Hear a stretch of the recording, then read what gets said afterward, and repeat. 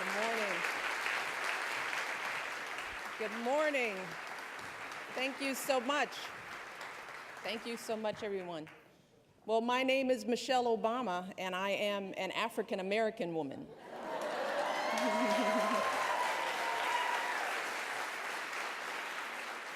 On behalf of myself and my husband, it is truly a pleasure and an honor to welcome you all here to Washington. We have so many distinguished leaders here with us today. Of course, we have President Bush and Mrs. Bush who are here today, and I want to thank them both and the Bush Institute for their passionate leadership on the issues that we're going to be discussing today. I also want to recognize my dear friend, Dr. Jill Biden, who is here as well. She has been a tremendous partner over the past 5.5 years, and I'm thrilled that she is here with us today. And of course, most of all, I want to thank all of you for joining us at this event. We have a fabulous program lined up for you today, as you've heard. We'll be discussing important issues, we'll be hearing from renowned experts, and we're going to be making some really exciting announcements about new initiatives across Africa. So this is going to be a really big day. This has been a day that's been a part of a big week, that's been a part of a big couple of months, actually. As you may know, the summit that your husbands are attending this week is the largest gathering of African leaders ever hosted by an American president. And about 6 weeks ago, 500 young leaders from across Africa arrived here in the United States to take part in the Mandela Washington Fellowship for Young African Leaders. And I have to tell you that these young men and women are truly extraordinary. Many of them are barely half my age. I don't want to say that, but they're young. And they've already founded NGOs, they've started their own businesses, they've risen to senior levels of their governments. And as part of the Mandela Fellowship, they have undertaken intensive academic coursework and leadership training at universities across America. And the passion, the intelligence, the dedication of these young leaders has inspired all of us here in the U.S. who have had the pleasure of spending any time with them.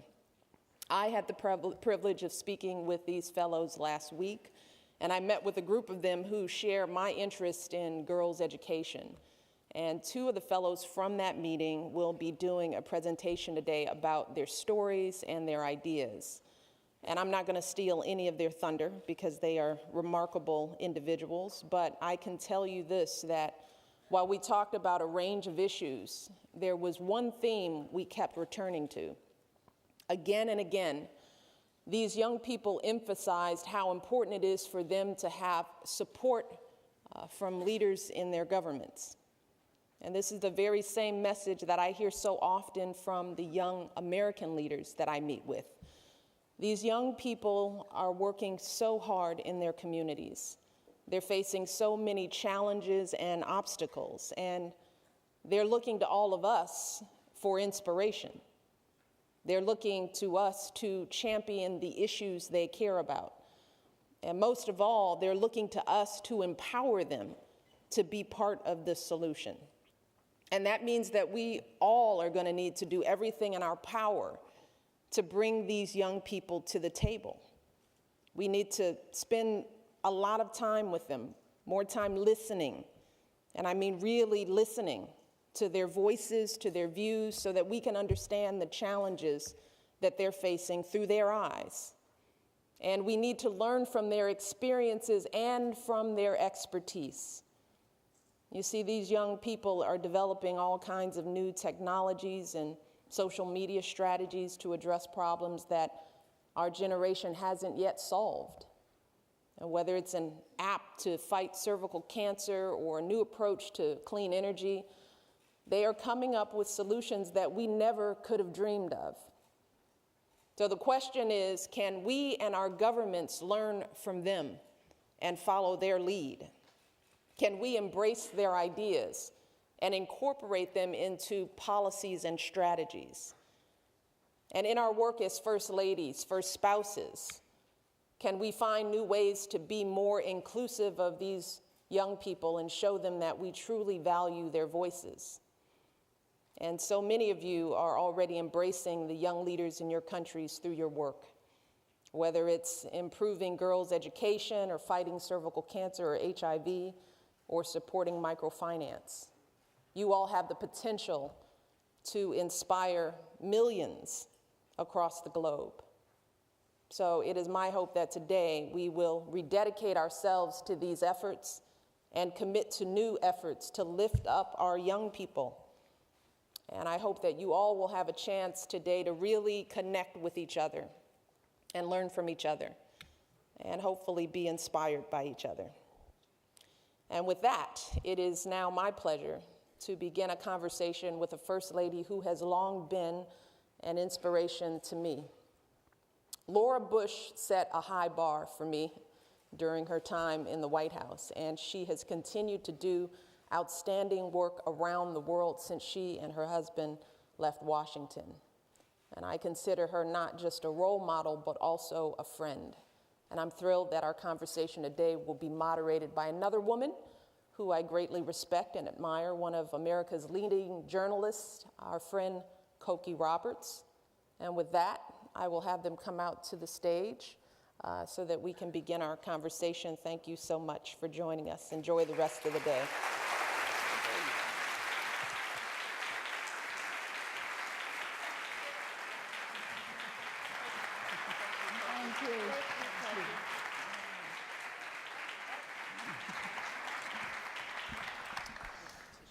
Well, I am so excited that we get to do this again. I know, it's really fun. We did this last summer. We did it Dar es Salaam. in Tanzania, and Mama Kikwete, thank you so much for that. It was a wonderful, wonderful experience for all of us to be there with you. So thank you for hosting us last year, and thank you for hosting us this year. So here we are. But it is, I remember, as I recall, when we were last year, you were still getting blowback about your bangs. So. Oh, never had the bangs, yeah, that's over. Well, That's an important issue. Let's see what they say about this one. Right, but the program, you have bangs in the program, I just have to warn you, yeah. And since then, your daughter has turned 16. Yeah, I know, but I have to tell you, I'm envious to anybody who's had a daughter turn 16 is envious to have it happen in the White House, where you kind of can keep an eye on we her. can share the experience with the world, all the pain and pleasure that goes But I along with remember it. Lucy Johnson, President Johnson's daughter, saying when she turned 16 in the White House and got a driver's license, she said, it was permission to drive a motor vehicle. That's all it was. For most people, a driver's license is freedom. That's right. Well, But you're experiencing it well, right? the girls are growing up, and as Laura and the President know, that it is a true testament to the parents to raise wonderful young people through this experience. And we have had some terrific role models. Jenna and Barbara are just amazing young women who are doing extraordinary things, not just in this country, but around the globe. And once again, they're setting a high bar, but the girls are doing great. I'm very proud of them. And you have a grandbaby. That's right. A girl. We have our first grandbaby. Yeah, exactly. Our darling, our darling little Mila. George and I are just gaga over our baby. How old is she now? She's 16 months. Oh, she's doing real things. Yeah, Also she's 16, just yeah, exactly. 16 months. She's doing great. So we just saw that very important video. And Mrs. Obama, you spoke last week to the young African leaders, and you were very strong in your statements about the need for educating girls and treating women and girls with dignity and equality. Why did you choose to do that? Well, yes. So often what we find in our positions is that you have to change attitudes before you can change behaviors. And one of the things I said to the young people, that we can talk about the need for more resources as it comes to, when it concerns girls' education, the need for school fees, and the need to improve transportation. But the bottom line is that until men, leaders, women, until we value women and girls, we won't tackle those other problems. Until we prioritize our girls and understand that they are as important and their education is as important as the education of our sons, then we will have lots of work to do. And I wanted to just implant that notion in the minds of these young leaders, because they have to approach their work with a whole new attitude.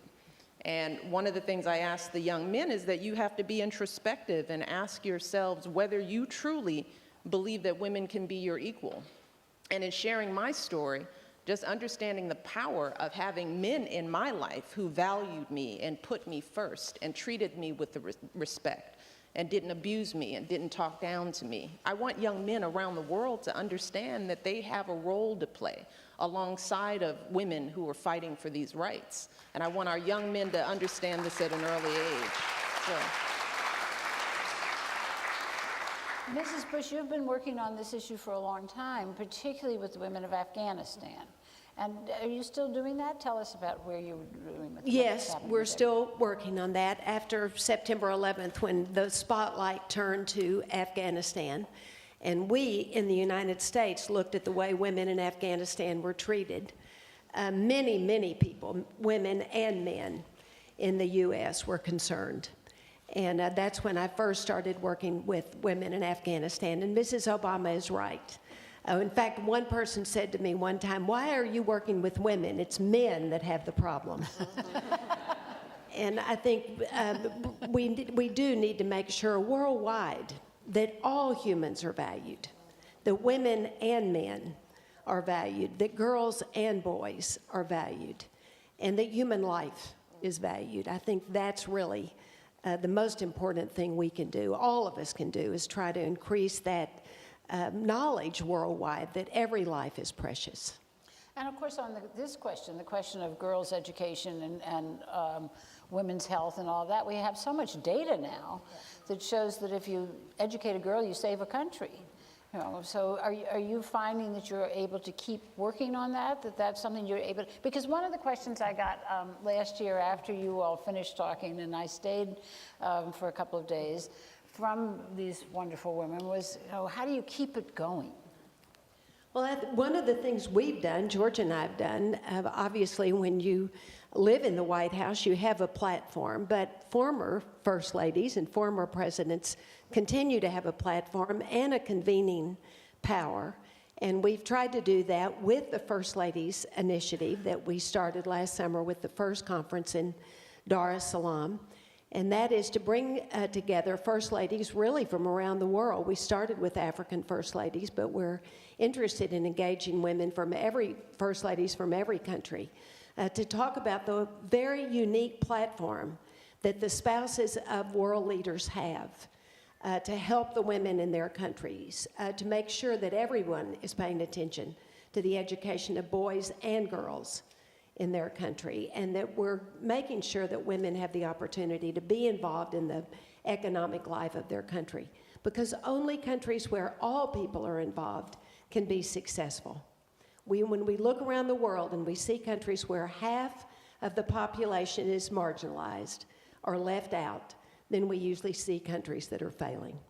So it's important to keep talking about that. And it's important, as I said in my opening remarks, to make room for the next generation of leaders. Because one of the things that the young people said to me, as I mentioned, is that they asked me to ask the first spouses to make room for them.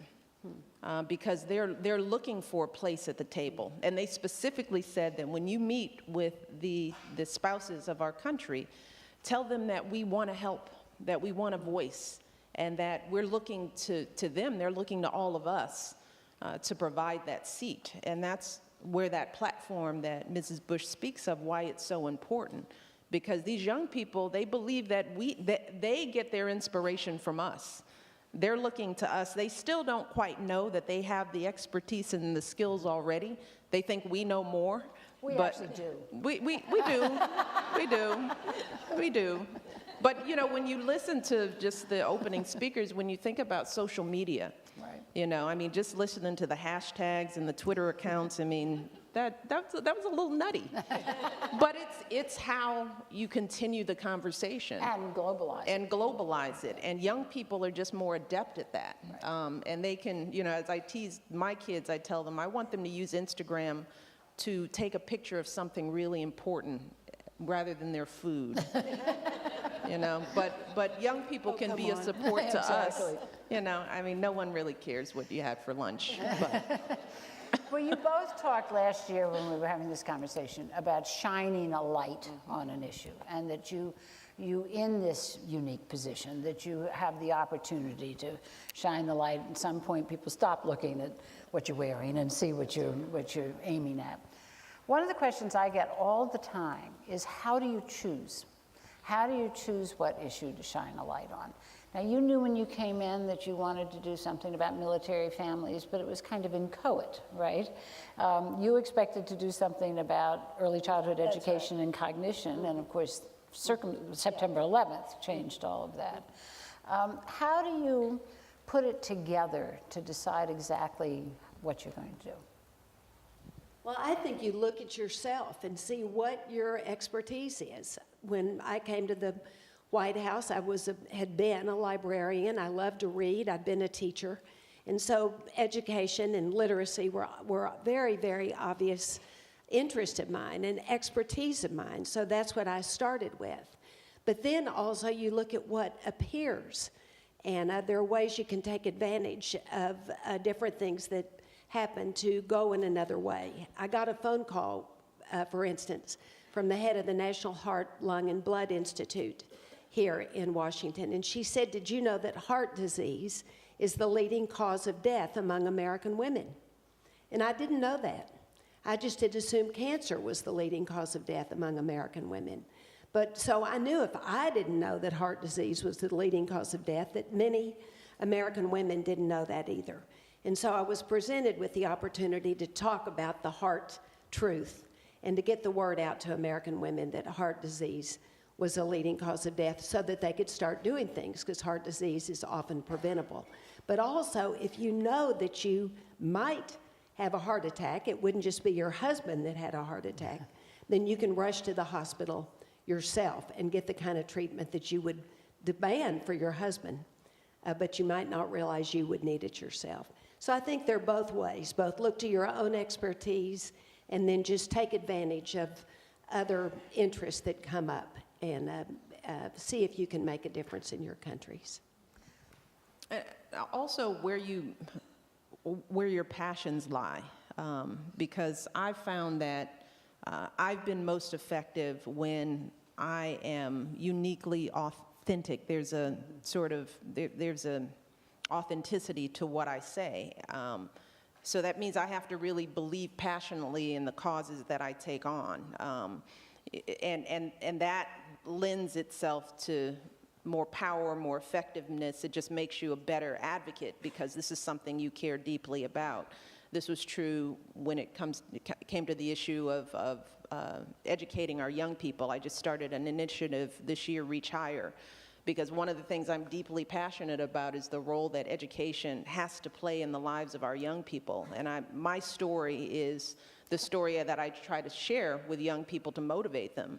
There's nothing in my life that would indicate that I would be sitting here on this stage with a former First Lady and one of the most renowned journalists and every first spouse in Africa.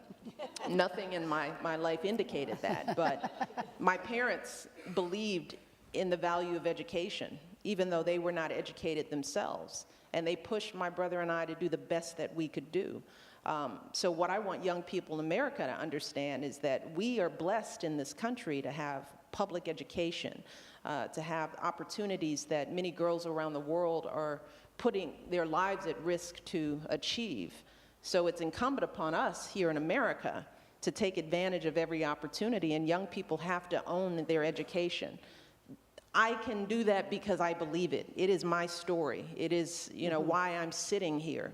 And my hope is that I can start a national conversation about reigniting that hunger for education in our young people and using that to talk about the issues that our girls around the world are facing, with 60 million girls today not in school. Right. 30 million of those in sub-Saharan Africa. I want our young people across the globe to be talking about how do we fix that. So that's just an example. I'm clearly passionate about that. But one of the things that we're going to do today in the various panels is how-to, essentially. And you all have done the how-to. And part of that is private-public partnerships. And on all of your initiatives, it seems to me that you've both done that you've brought in universities, companies, foundations, whatever combination of things works. Can you talk about it, for instance, with Helping America's Youth? Sure. Helping America's Youth was one of my initiatives, and I traveled around the country and had summits, actually, conferences in many parts of the United States with all of the youth-serving agencies, types of agencies, from individual foundations that people had to individuals themselves, to men, for instance, who use sports to teach character building in Seattle, and worked with sports groups because they knew they could attract boys. And then they attracted their mothers there because their mothers would bring the boys to their sports practices. So they would talk about sportsmanship in a way that really talked about life and the way that people can use all the characteristics of a good sport to also be a good person. But what they discovered then was that their mothers were, in many cases, single mothers. Mm-hmm. They didn't have a community really of their own. And so they started, after the sports games, they would have barbecues. So the mothers could meet each other and be with each other.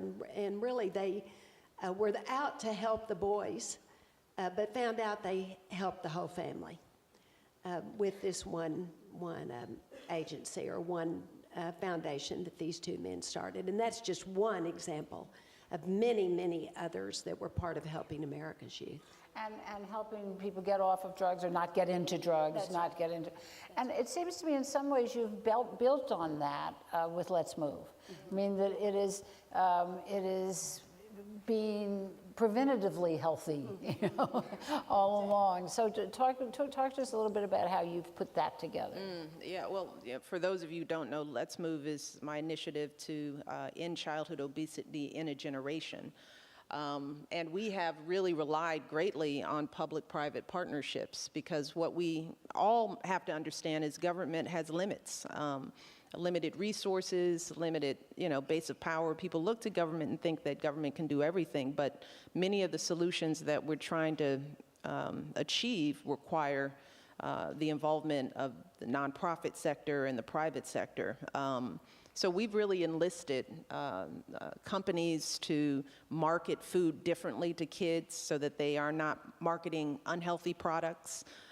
We've enlisted sports organizations to get kids up and moving, try to invest in more sports in communities that are underserved, whether it's the U.S. Tennis Association or the NBA or what have you. Many of these private players have been very eager to step up and partner with us to achieve this goal because we all have an interest in making sure that the next generation is as healthy as possible. We spend billions of dollars in covering obesity-related illnesses, and all of these illnesses are completely preventable with good diet, nutrition, exercise. So what we have said to many of our partners is that we all have an interest in this, and there's a way that we can all do well by doing good. Companies can still be profitable by creating foods and educating parents and families to help them make better choices about what they feed their kids. I must say, with teenage daughters, though, it must be, I would suspect that sometimes they say to you, "Let's move, Mom." Yeah, you've been sitting at our dining room table, Koki, yeah. Yeah, well, every teenager has a little smart aleck in them, it's true. But one of the things we found in our household is that kids listen. You know, they take on these new messages even when we don't think they're paying attention. And that's one of the things that we try to tell parents, is that you don't know that they're listening, but I see how my children make different decisions about what they eat now as teenagers, now that they have a control, because they have the information about how food affects their overall health and their ability to perform. But it's our job to empower parents and families to make the choices that are best for them. You've gotten some blowback for it, which is some way is surprising. Don't worry, you get blowback for everything. Well, that was I don't just know. Good deed. that was just where I was headed. I mean, it is. I know that you both get into these things, and you're doing them for the good of the country, and suddenly you get criticized for it, and it must just be such a shock in a way. I mean, I was not that shocked.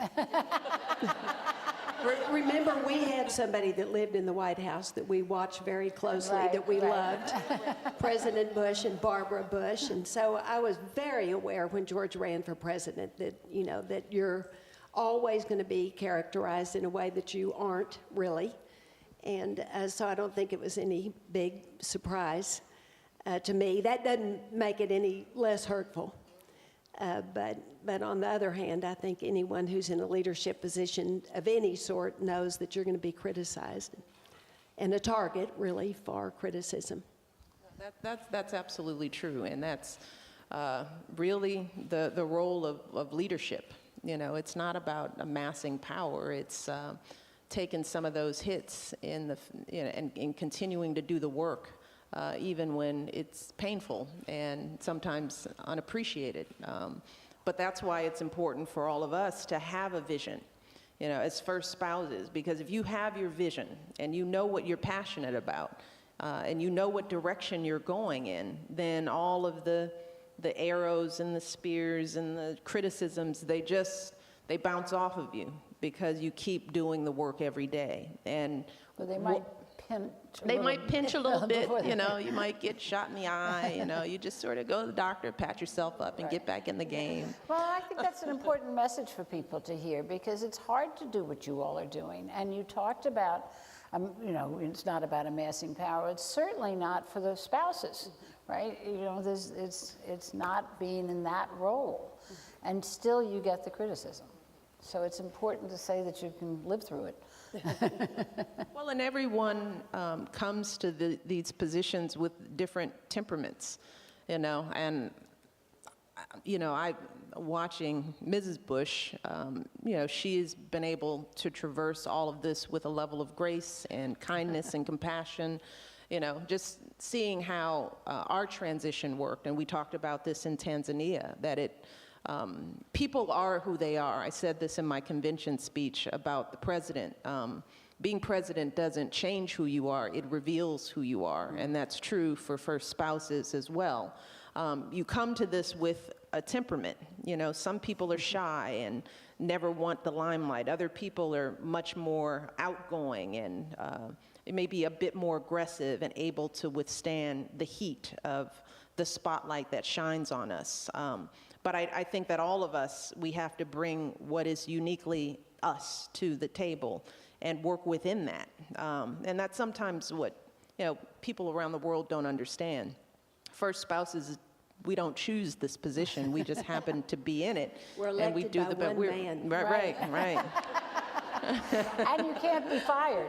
Can't be fired. I certainly hope not. Well, I guess we'll see. Well, one of the things that is unique is your voice as women, and you both talked about that last year. I went back and looked at, you were both quite eloquent about how important it is for women to use your voices and your power. And I think, Mrs. Obama, you said, we're not complicated, but we're complex. and I think that's a good way of putting it. But again, Mrs. Bush, why is it important for women's voices in this particular position to be heard? For the First Lady? Well, I think it's important because the First Lady has an opportunity, really, to talk about what is most interesting to her and what she thinks she can help, the ways she thinks she can help her country and the people in her country the best. I love to quote Lady Bird Johnson, who said, "The First Lady has a podium, and she intended to use it." And she did. She was another Texas First Lady, and I admired her from a distance. I didn't know her then, but got to know her later when George was governor and we lived in Austin. But she really did. She used what she loved, and she happened to love the native flowers and the natural beauty of our country, and she made a huge difference. The daffodils that you see blooming here along the George Washington Parkway were planted because of Lady Bird Johnson. But yeah, she used education and civil rights, and she was a Southern First Lady, so it was very important for her to speak out about civil rights, and she did. She campaigned all across the South for the civil rights laws that were passed and signed during President Johnson's administration. Well, once again, I always go back to young people. You know, we meet, I know I do, we meet thousands of just wonderful young people in our countries and around the world. And, you know, to have a 7-year-old, a 12-year-old walk up to you or send you a letter and tell them, "Thank you for what you do. I look up to you. You inspire me." You know, that reminds us all that whether we like it or not, we are role models. And as women, we have the young girls in our worlds, in our countries, they're looking to us. They're looking to us for how we should be, how we should think, how to use our voices. And as a result, we have a responsibility to show them the way in whatever way we can. And that may be something as simple as embracing a child on the line and telling them that they're beautiful and that you're proud of them and that you know that they're important and they're valued. I think about that because every time I meet a child, I think, who knows what's going on in her life? Whether she just bullied or whether she had a bad day at school or whether she lost a parent.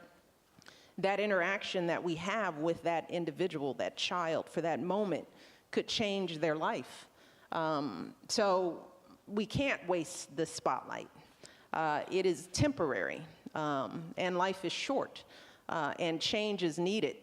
And women are smarter than men. Well, there is that. That just goes without saying, but.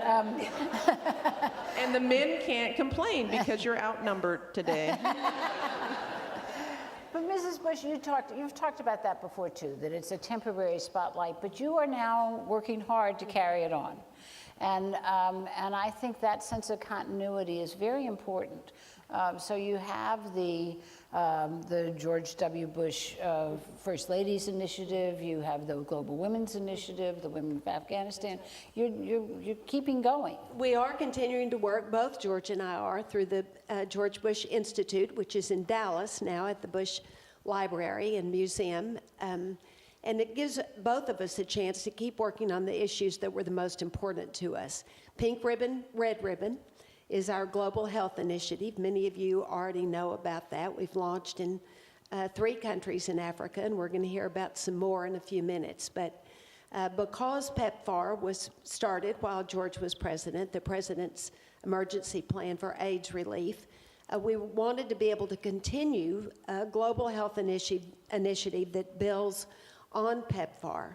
And when we looked at the cancer numbers across Africa and really across the world and saw that cervical cancer, which is preventable, is the leading cause of cancer death among African women, we figured out there was a way we could use the PEPFAR platform that's already established and add the testing and treatment for cervical and breast cancer to PEPFAR.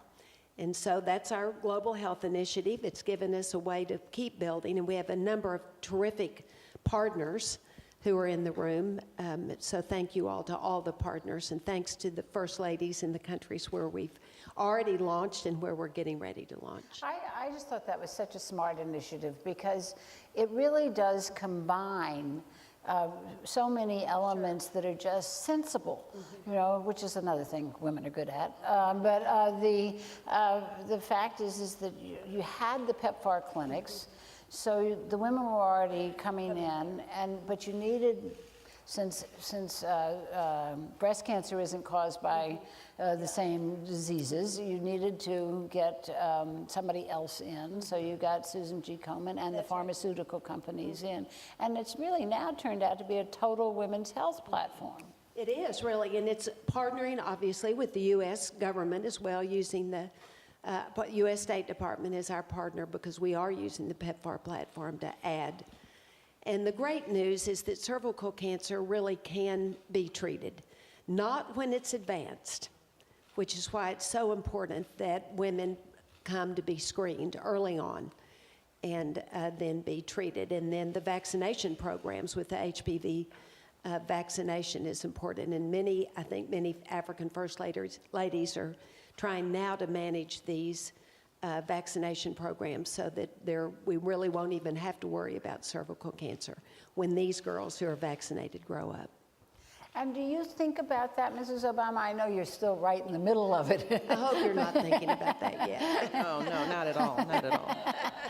But about how you can carry on some of these, and talk about some of your other initiatives too while you're doing it, because you have done these private public partnerships, particularly around the military families. Well, Dr. Biden and I, we started joining forces, which is a nationwide effort to provide the support, respect to our men and women in uniform and their families.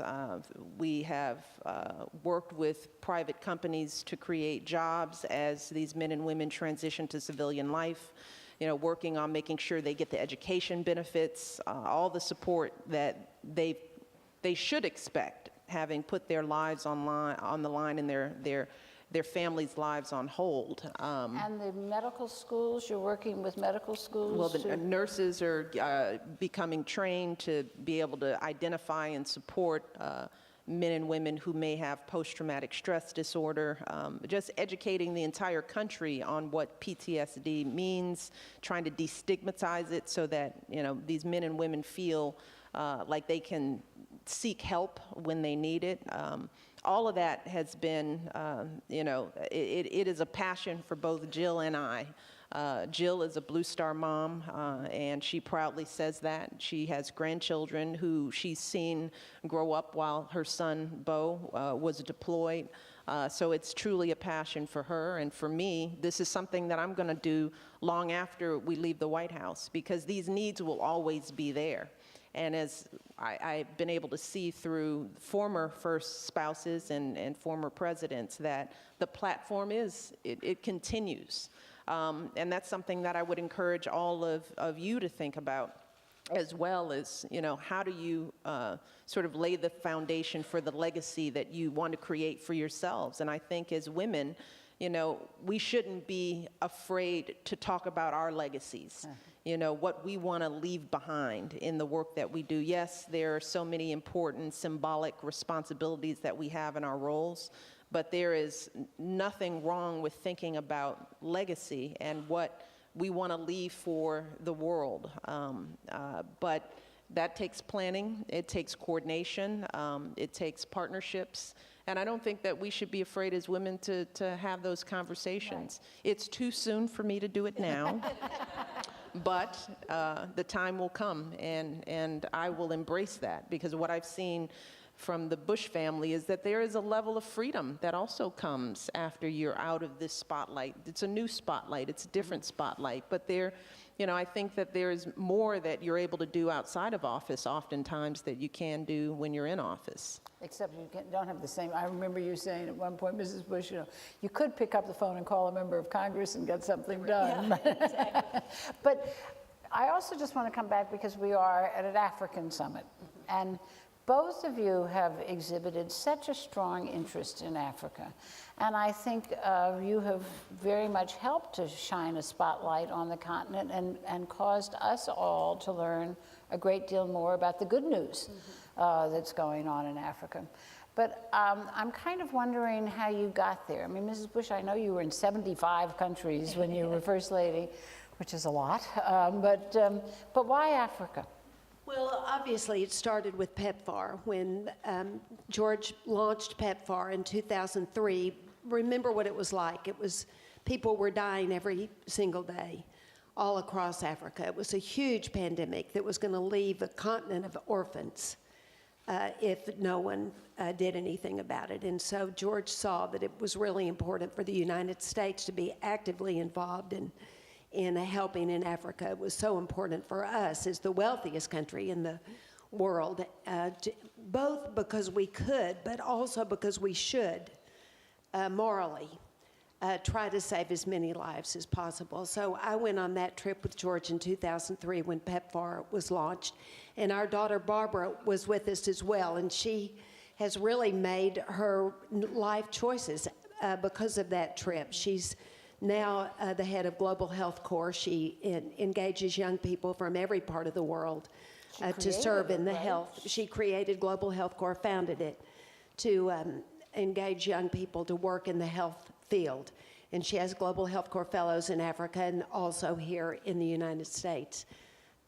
But I think because of that first trip and because of PEPFAR, we just got a huge interest in Africa and traveled there many times. And of course, have traveled there many times since we've been home. We just had a wonderful trip this last March, a private trip, not a business trip to Ethiopia to visit the Christian sites in Ethiopia. So Africa has become a very important continent to us, partly because of that, because of PEPFAR, but just also because of our experiences there. Well, and Africa is an important continent to the rest of the world. Its success is integral to the success of this nation, the United States, and the world. And it is an undervalued, underappreciated continent. So it is incumbent upon the world to have a better understanding of what Africa has to offer. The importance of Africa is very personal to me because, as the president said last night in his toast, you know, Africa is home for us. You know, his family is there. We have relatives there. We have visited the continent on several occasions. We have taken our daughters back to his grandfather's village, and they have seen a part of themselves. So the partnership with this continent means a great deal to us. And we've seen the power, the potential. I mean, to meet these young leaders and to see how hungry they are to take their countries to a new level. That kind of passion is infectious, and it's something that young people here should know and understand. You know, we want people from America to travel to Africa, to understand its languages and its different cultures, and not to see it as a monolith, and to truly see the investment opportunities, which is one of the reasons why this summit has been so important, because it hasn't just been a conversation with world leaders, but some of the nation's most powerful businesses are here. Some of the most prestigious nonprofits are here. That's why today's session is so important, because our success as a nation is directly tied to the success of Africa. And now it is time for the United States as a whole to embrace that reality. So this is the beginning of a lot of work that needs to be done, but we are encouraged and we are optimistic. Well, I think this week has been very instructive for the whole country. I really do. You know, it was wonderful to be in Africa, but to have African leaders here in the United States is educating the country about what is going on there. But I am gonna end where we began, which is that. As good as the news is coming out of much of Africa, it won't be as good as it can be until we do more about the girls. Mm-hmm. That's right. And if you all want to just say a finishing word on that subject, and then we will conclude. Well, let me just thank you. Thank you very much. Thank you, Michelle, and thank you to President Obama for hosting the African Leaders Summit here, and thank you for inviting the Bush Institute to be a part of the First Ladies Initiative. Thank you for coming to our First Ladies Conference last summer as well. And thanks to all the First Ladies who have joined us. Thank you for the great work you're already doing in your countries, which we'll hear about in a few minutes. And thank you for all the good work you will do. Thanks, Koki. Well, again,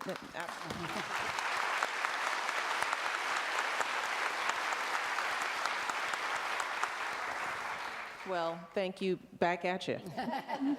But Laura, no, absolutely. We are here today because of the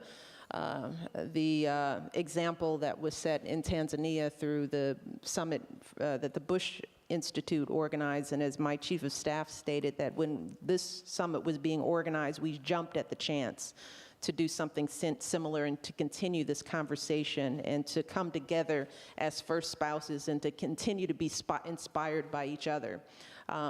What I would say, just in closing, is that we have to fight for our girls. There should never be a girl in this world who has to fear getting educated. That should be something that is intolerable to all of us. I can only think of my own girls, and I think we all have to see our daughters in these young girls. We want the best for our daughters. We want them to be smart and empowered and loved. We want them to be healthy. We want them to be mentally sound. And if it's good enough for our girls, it's good enough for every single girl in the world. But it's going to take leadership like us, women like us, speaking up in our countries and making sure that young girls are not subject to abuse and that they are loved and valued. And until we do that, we will not solve these problems. Investing in our women, the people who raise our children, the people who, take care of families, they have to be healthy and whole. And that is the most important work that we do, whether we talk about clean energy or economic empowerment. Until we start to value women and girls, we will continue to struggle on this planet. But I have high hopes when I look around this room that we won't tolerate that, not anywhere on the planet. And if we continue to work together and continue to lift up our young people who are fighting for a better future, then I think we will see some progress on these issues. So I look forward to working with all of you in the years ahead. So thank you all, and I hope you enjoy the rest of the conference. Koki, thank you. Thank you as well.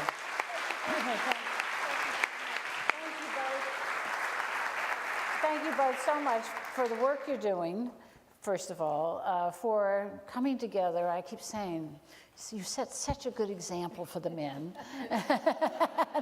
but also for allowing me to participate in this conversation. Thank you very, very much.